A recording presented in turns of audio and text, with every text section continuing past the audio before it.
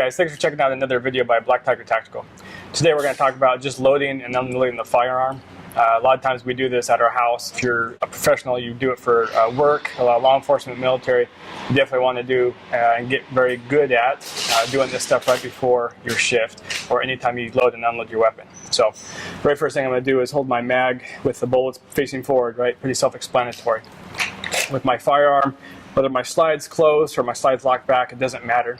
I'm going to take my magazine. My finger's always going to be basically at the forward tip of the magazine. And we're going to do it during any of my loads. And then you'll see that through other videos, we'll end up doing it in speed reloads and some other stuff that we end up doing. So I'm going to hold my magazine like this. I'm going to bring my gun up into my field of view. I'm always going to load the magazine here. And as I insert the mag, I'm using the base of my palm to make sure I get a good seat.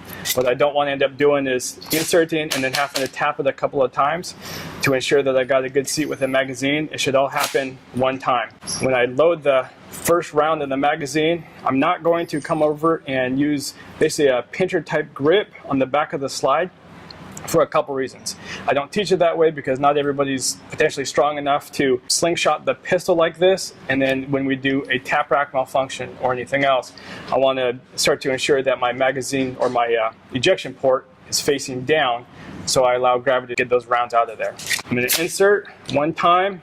I call it gorilla grip. I'm going to come over the top using the base of the hand and the fingers here, all four fingers. As soon as I grip, I'm going to push forward with the frame of the gun and pull back with the slide.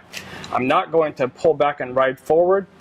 I'm going to insert and push and pull. I'm going to let that slide come right out of my hand.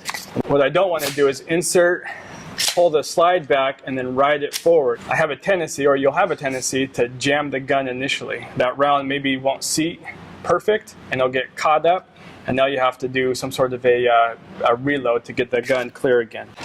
One more time, I'm going to insert one time, push pull over the top, and then when I do a press check, this is the only time that I'll potentially grab with the finger and the thumb.